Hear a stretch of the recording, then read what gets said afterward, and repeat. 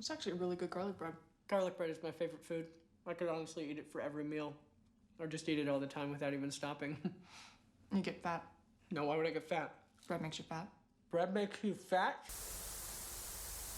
I love the Scott Pilgrim comics, the art style, characters, honestly just everything. Besides the obvious grandiose of having to fight 7 evil exes, I love seeing Scott and Ramona's relationship grow through each volume. This also includes the myriad of side characters who are all great and have some really funny and heartfelt moments. And it gave my 18-year-old self a whole new perspective on certain things, as well as made me more aware about certain things that go on with a romantic relationship, like emotional maturity.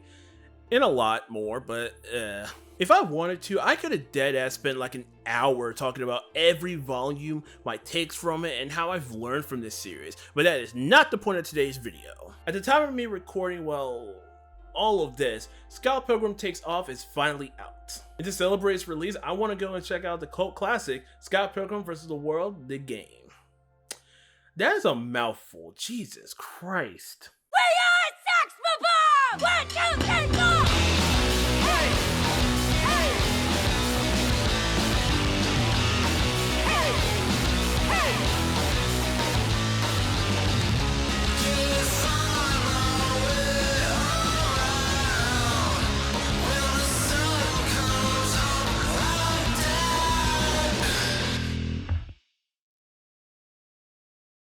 But before we actually get into it, I feel like we might need some context for those who somehow, some way are not familiar with this series. The Scott Pilgrim comics began publication back in 2004, and it was written and drawn by Brian Lee O'Malley. The premise focused on the titular character Scott, who ends up falling in love with this girl named Ramona Flowers, but in order to date her in peace, he has to fight her 7 evil exes. For anyone who has read the series, you know that this comic goes more in depth about relationships, whether it be interpersonal or romantic. Due to this and many other factors, the series became a big success, with each volume being loved by critics and fans alike, and as early as the release of the first volume, the comics publisher Oni Press ended up pitching this to Hollywood. This eventually led to the creation of everybody's favorite movie, including mine, Scott Pilgrim vs. the World. And this movie was directed by Edgar Wright, the same dude who did Shaun of the Dead, Hot Fuzz, and Baby Driver. Despite it not doing well in theaters, it picked up a cult following and a shit ton of praise from critics. And around the same time this movie came out, we ended up getting Scott Pilgrim vs. the World, the game. And I think I might need to shorten this title a little bit, because I'm not saying all that shit again. Jesus Christ. The game released on August 10th for the PS3 and August 25th on the Xbox 360. And this bad boy right here is the textbook definition of a licensed title, except for the fact that it's actually really good. This was a common praise that the game received, as well as everything about it, from its gameplay, graphics, and music being overall great. And there's one thing you immediately notice was the amazing sprite work which was done by Paul Robertson. This is the game he's most well known for, but he also did some work on the Drawn to Life games and these 2 Shantae games. Now, there is a lot of depth history about this game, but I'm only going to be talking about the highlights. And one of the ones that actually made me very interested, or something that intrigued me, was the fact that this game was cancelled at one point. The first half of development was done by Ubisoft Montreal, but according to Robertson, he described the experience as a whole to be stressful due to it being poorly managed. It would later be uncancelled when it moved to, and excuse my pronunciation of this, I might be getting this wrong, but Ubisoft Chengdu or Chengdu, one of the two. And by the time it came out, he was surprised that the game turned out as well as it did. The other highlight is the fact that this game almost turned into an adventure game, which I didn't even know about until I was doing research for this video. Apparently, Telltale Games, you know, the people behind the Walking Dead games, approached O'Malley to make a Scott Pilgrim game, with O'Malley saying no. Though, I'm not gonna lie to you, that probably would have been interesting to see a Scott Pilgrim adventure game. Actually, never mind, that probably would have worked out. Everything with this game was going well, people were enjoying it, and it ended up getting DLC adding knives and wallets as playable characters. It also apparently didn't get an online mode until what, a year after its release, which is weird, but it is Ubisoft we're talking about, so I mean, However, in December of 2014, the game ended up being delisted due to licensing issues. And if you hadn't downloaded it, bought it, whatever the case may be, you were pretty much missing out on a pretty good game. it would be delisted for almost half a decade. And if I remember correctly, at one point, there were people buying Xbox 360s and PS3s that had the Scott Pilgrim game already downloaded. And here's the thing. If you remember the whole PT situation, I'm not sure if this happened with Scott Pilgrim as well, so let me know in the comments if you remember when that was going on.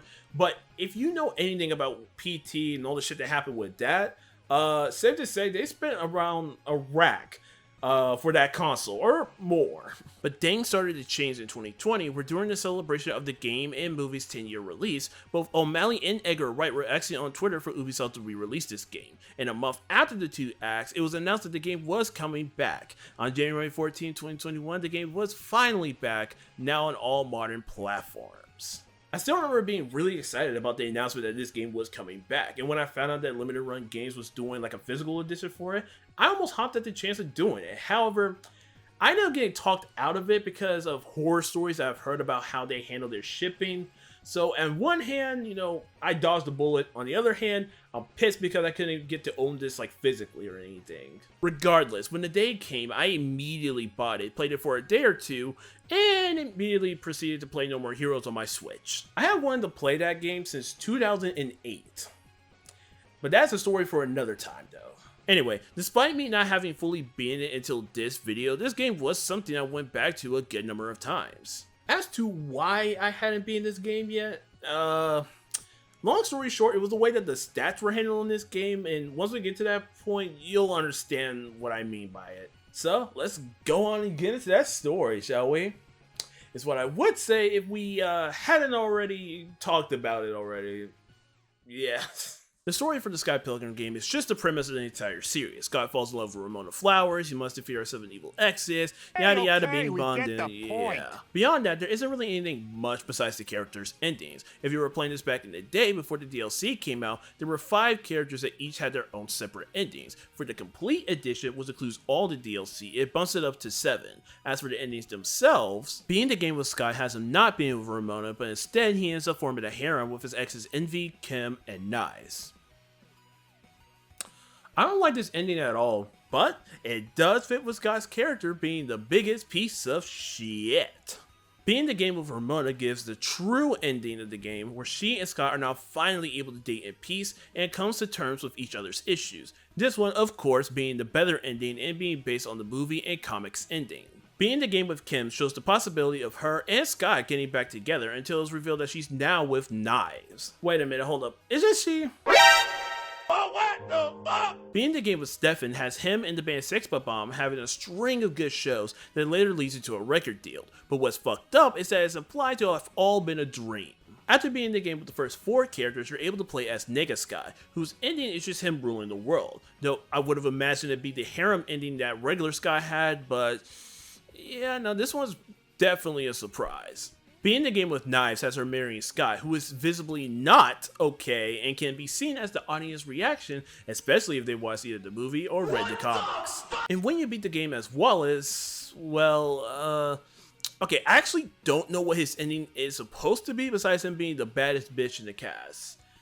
And when you think about it, it actually makes sense. This game isn't really story-based, which isn't really an issue. But it does have a lot of callbacks to the comics, so if you read that shit religiously, this game will be a treat. Besides that, though, let's just get into the actual game. This game is a beat 'em up where you can play by yourself or with 4 other characters. If you play games like River City Ransom, Streets of Rage, and the like, then that's basically how this game plays. There's 7 characters overall to play as, and for this video, I ended up playing all of them. I'm just going to tell you this right now, Knives, Nega Scott, and Wallace are damn near the same as Kim, Scott, and Stefan, respectfully. The only difference is the movesets, which are different for every character. No matter who you choose to play as, you got a basic punch and kick you can do, as well as a special move which can be used for combos, but I often use it for crowd control more than anything. Now, each enemy you defeat nets you XP, which once you have enough of will grant you new skills and abilities. Most of them are the same regardless of the character you choose, and they aren't anything really crazy, though the double jump and the aerial recovery skill are a life sin. There's also the parry skill, which if you block at just the right time, you can reflect their attack like bitch! Reaching level 16 will net you their second special move, and this one you might use the most because they are amazing. There's a third move you can get, but you do have to find a secret shop in order to get it, though more on that in a minute.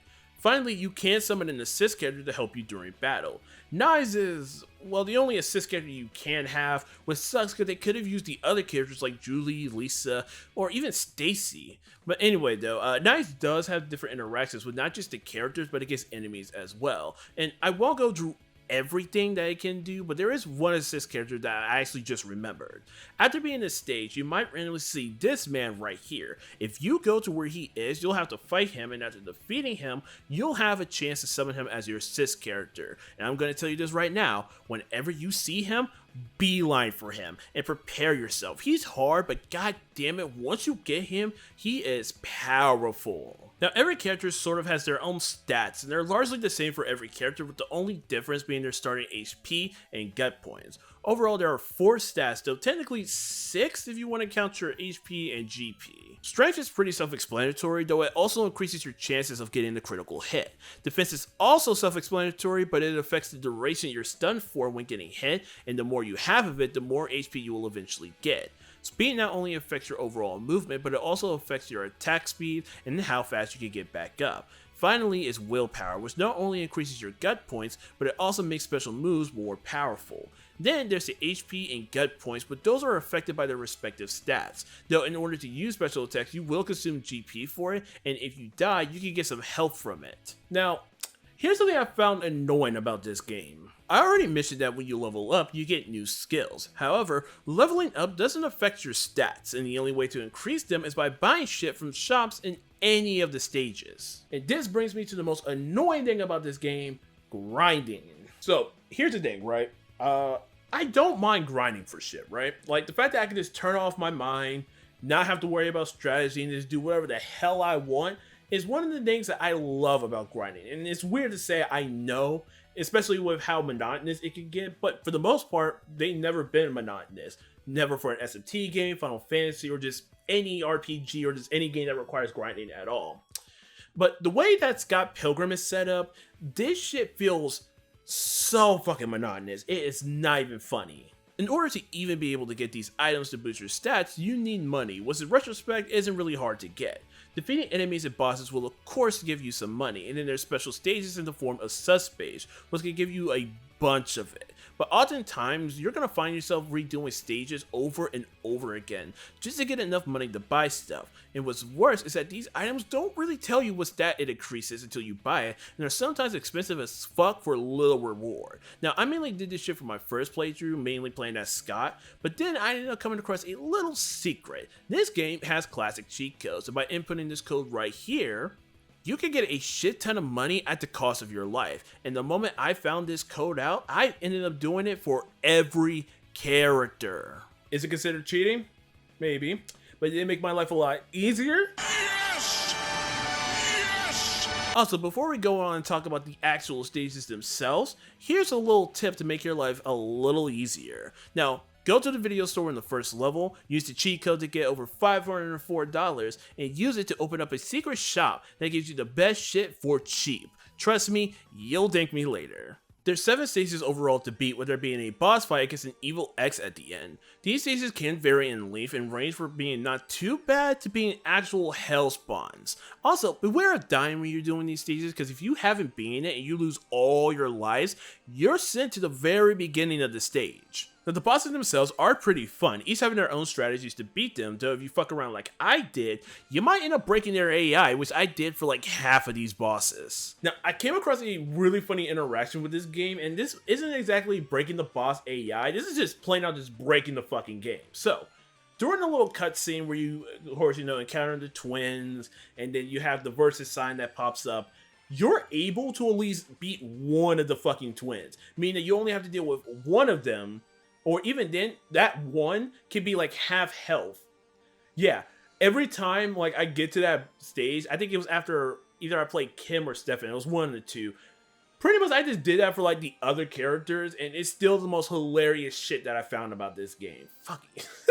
As for the stages themselves, some of them are definitely on some shit. The early ones aren't too bad except for stage 2, which I don't know what they were thinking about when making this stage, but all I know is that I hate these fucking paparazzi enemies.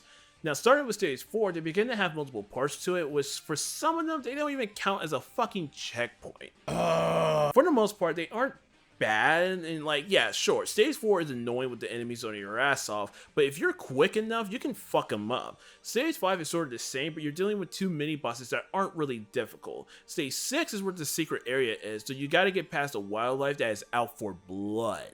There's also zombies, but I mean, they really ain't shit. Alright, so one real quick thing before we continue and just move on and shit. For all my Canadian viewers out there, just anyone from Canada, you can, you know, comment down below and shit. Are the wilderness actually this fucking vicious out there? Are there birds literally just swooping down and these, I don't know what the fuck they are, like actually like slicing you like it's fucking Wolverine, like, are y'all okay?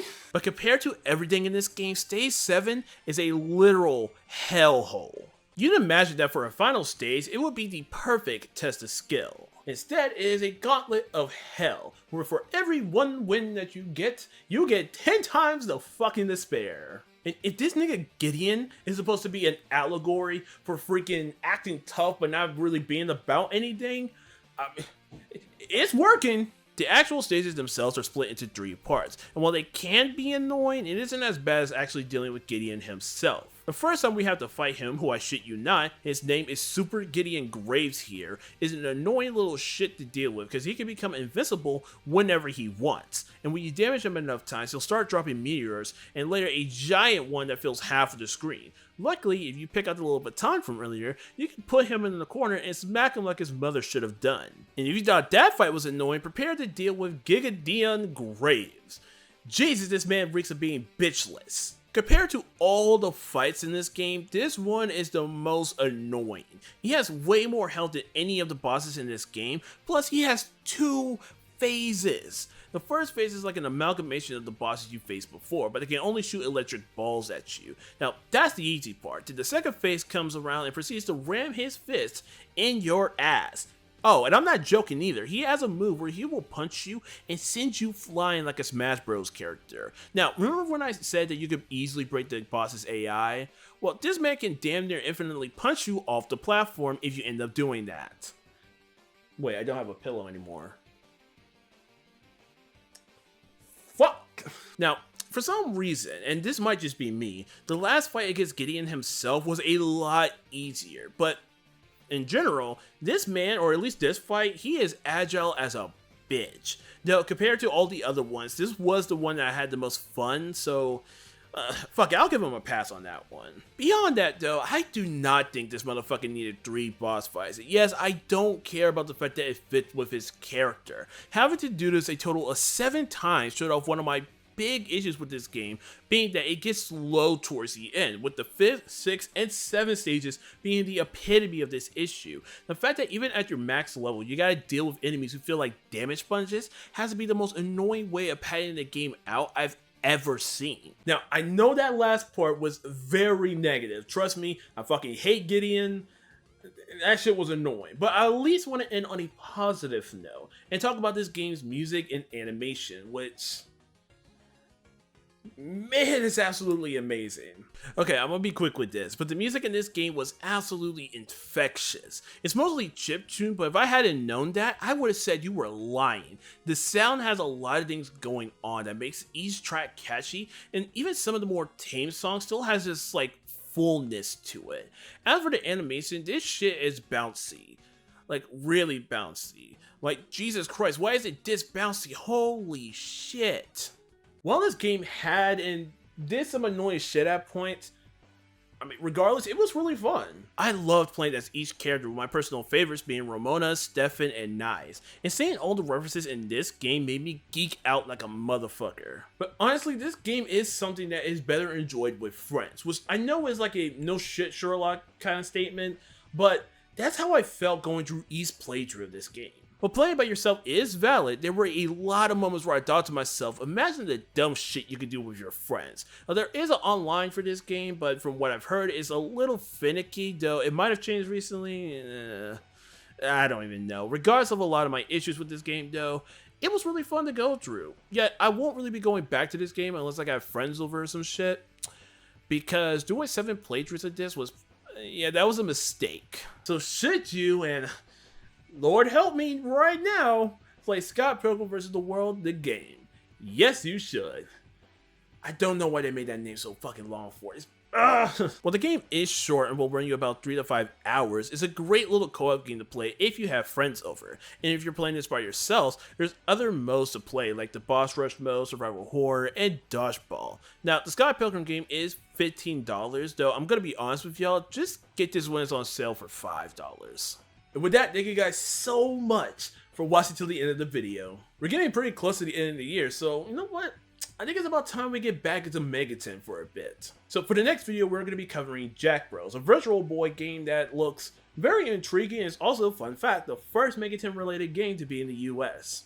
I think I probably said this during my Megaton retrospect, but anyway. Afterwards, the plan is to review the Majin Tensei games and Ronde, though, for reasons you'll find out when that video comes out, I'm going to be combining the Majin Tensei 1 and 2 videos together for, yeah.